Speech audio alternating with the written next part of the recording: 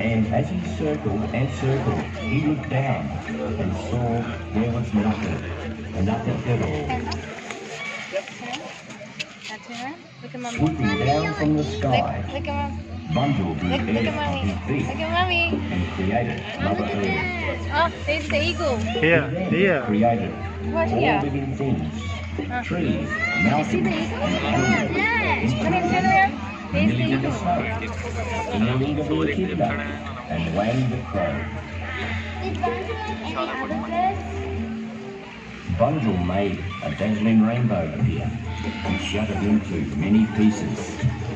Each piece from the rainbow had its own colours and turned into a beautiful Look at the eagle. as they were created, the birds each with their own spirit, sang Eagles joy cannot fly as they around flew our around head. the earth. They know. Right, shh, it's gonna stop.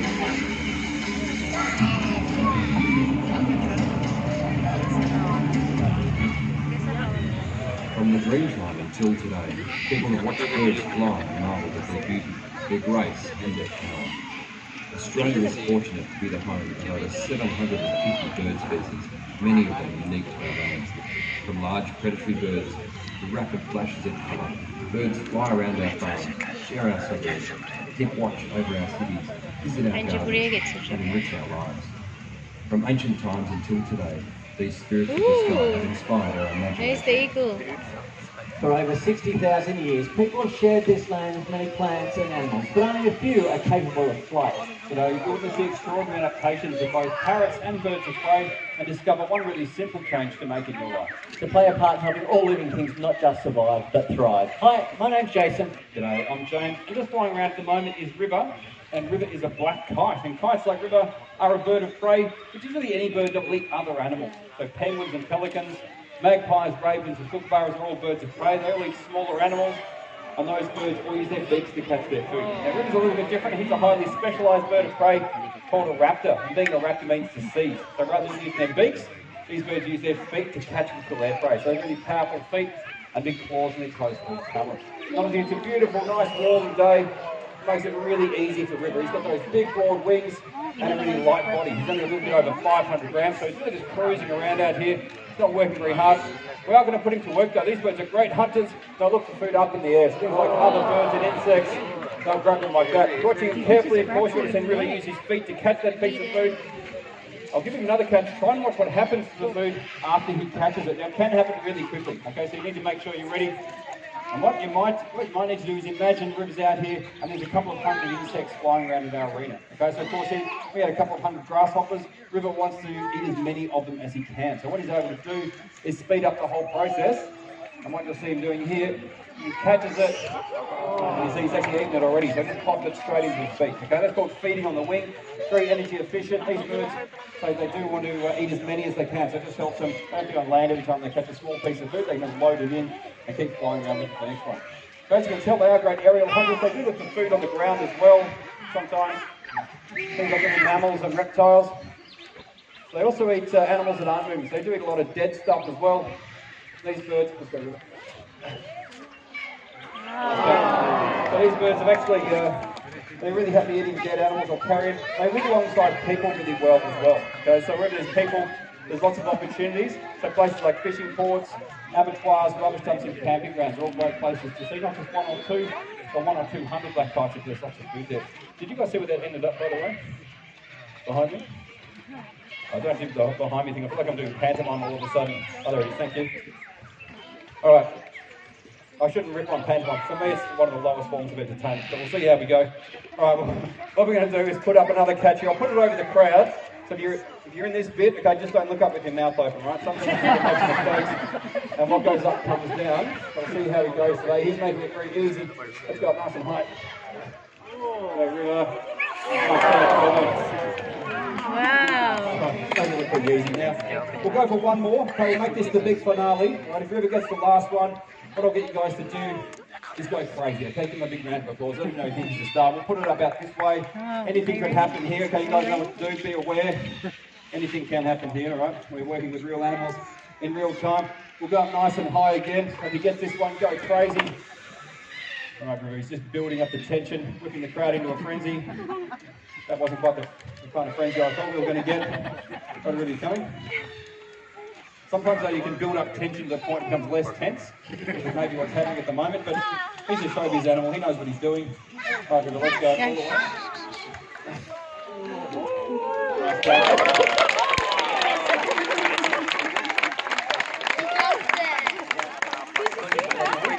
This is his victory lap. He just likes to suck up the score sometimes. He heads off home. As he heads off home, River. Stop listening to me. I'll listen to you for a second, that's okay. Now, to mention that these birds eat all sorts of things, including other birds. So it's unbelievably important to us that River goes home before our next bird comes out here. Otherwise, the next bird gets a very big surprise. You guys get a very different kind of show to the one we had planned. And then tomorrow's show is a little bit shorter than today's show. So we'll just be nice and patient with our birds. You just see River sitting up there. He's got his beak slightly open as well, so he's just a little bit hot. Now you might be thinking, he doesn't work that hard out here. Anyway, he doesn't do a lot of flapping. He does try to cruise a lot. So a wild black kite would be up really high and hardly flapping at all. Okay, these birds are really energy efficient. So he's just a little bit hot there. He's just letting a little bit of heat out of his body. He's a bit like a dog. He's taking a little bit of pant at the moment. Let's give it a second. Hopefully when he makes the decision. Now I'll just tell you what I was throwing up above your heads, by the way. Okay, I don't know if you want to, actually you might want to know this now. I'm not throwing any more, so it's less scary than it was. What we're throwing up the River, obviously things that he really likes, things that are easy to catch, and things that are easy to eat. Okay, now things like mouse heads. Delicious mouse heads, right? Now if I gave River a whole mouse, he would rip its head off and eat that first because the head's the good bit. Okay, that's like having dessert before main course. Alright, so he's eating a few mouse heads out here. When he goes home, he gets the big bit. Okay, he gets the rest of the mouse. So he knows the deal. He's pretty happy about his job and going home as well. Now Australia is known by many people as the land of the parrots. It's very easy to see why. We are extremely lucky in this country because we have 56 beautiful parrot species. And of course, there are cockatoos and corellas. We've got lorikeets, amrozellas, and even budgerigars all in the parrot family. And we've got a really large cockatoo. His name's Quasi, by the way. And you see that Quasi is a big white bird, but you look underneath his wings, he's got these beautiful white patches. And they're really distinctive. He's got crest as well. This is a sulphur-crested cockatoo. A little bit like a black kite. These birds have also learned to live alongside people really well. And these days, we find these very intelligent and popular cockatoos through parks, gardens, golf courses, sometimes even in our busy city streets as well. That is great, of course, the sunbirds are doing well out there. We all like success stories.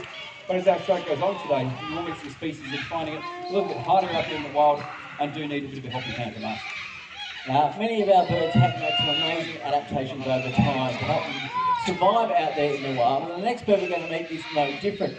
The next bird we're going to meet is one of the most colourful birds we have here in Australia. But how does colour help them survive out there in the wild? Well, I'm hoping Les, our male Eclectus Parrot, is going to help explain exactly how colour helps them survive. So when he makes his way out here, I want you to concentrate on his colours, particularly if he flies into the sun at all. You'll see those colours really shine out.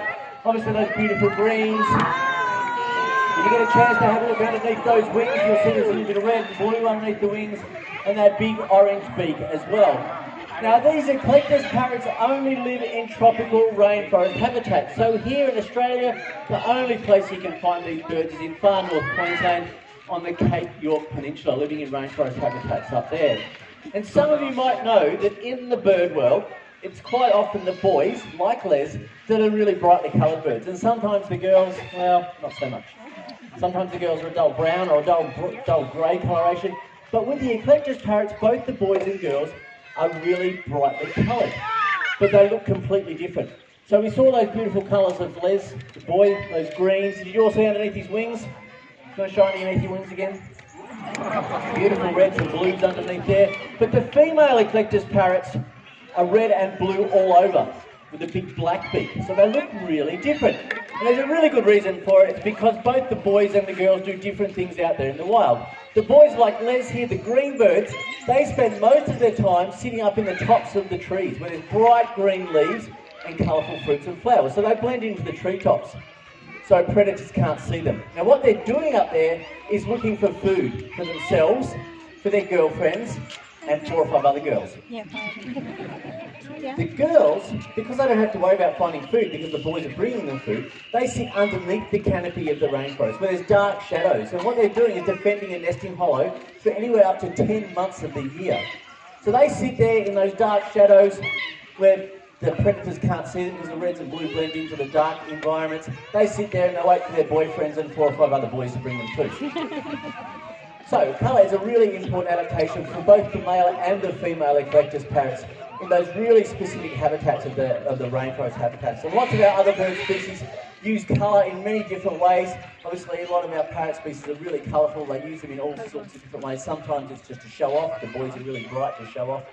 With the Eclectus parrots, it's more about blending in to the environment so their predators can't find them. So as I said, really important adaptation. I spoke about the female Eclectus parrots defending nesting hollows for anywhere up to 10 months of the year. Nesting hollows are a really important part of our environment for lots of our birds, cockatoos in particular. Also, our next bird really relies on those tree hollows as well. Our next bird is one of our nocturnal birds of prey. They're thought to have some of the best nocturnal vision of the whole animal kingdom. They can also see during the daytime when you might be lucky enough to see them perch in a tree. Oh, that's the best part. Are you okay? Are you all right down there? Do we need to call anyone to give you a hand, or? All right. Now this is an owl. We have 8 species of owls in Australia. Half of them are in what's called the masked owl family, and that's species like the barn owl. So if you walk around the century today, you'll see some barn owls in the neighbouring. They've got a really distinctive hump shape face. This bird though is in the other family of owls. It's called the hawk owl family. They do have hawk-like features. This one is a barking owl. Once an oval, barking owl, which is really. Some people do wonder about in the day, can they see where they're going? You've probably proven already that Millie sees pretty well out here during the day. She just sees what's better than everybody else at night. It's going to come through now. Be careful. It's going to fly this way. As I sit down, sit down. Up their colour vision, and in exchange they see about 35 times better than any of us. They do have amazing eyesight. To go with that, they also have incredible hearing as well. And of course, Millie has got an ear on each side of her head. But with owls, one of their ears is set a little bit higher up on the head than the other one. There's what we call lopsided or offset ears. That means that Millie can hear left and right, but she can also hear up and down. So imagine it was so dark that she couldn't see her prey, then Millie can find her prey. If you let the mouse and make a noise, then she can find you even if she can't see you. Now, another handy thing Millie can do, if you're watching her there, she'll keep her body still. Just like her around, so keep her body still and then move her head. She can flick her head around, she can turn it in any direction. I think 270 degrees, so a really long way. So they can keep it nice and still. Just move their head, they work at their prey, and they how cool is that? Now you can probably hear Millie as well out here today. When she's flying, she's making that little chirping noise. That little noise there. It's a bit unusual. Okay, Millie's obviously not hunting out here. She's just doing her job. So she's cruising around, she's getting all her favourite food. The life is pretty good. If she was hunting though, it's a different story. When these birds are actively hunting, they're virtually silent. Okay, owls have really special feathers. The edges, the edges of their flying feathers are frayed, and that muffles the sounds of their wings beating. It means that their prey doesn't hear them coming, and then that helps to hear them as well. They're not having to listen over the sounds of their wing beats. Now you might think with all those adaptations I've described that these birds would be doing really well out there. Okay, and they should be. In Northern Australia, there are lots of beautiful barking owls. Unfortunately, here in Victoria, the bird you're looking at the moment is actually an endangered species. We only have about 50 or 60 pairs of these beautiful birds still breeding in Victoria. So not done very well at all. Oh, I'm so angry for these guys. This is the best. So we did mention the barn owls before. It's a different story for them. Barn owls are really successful here in Australia.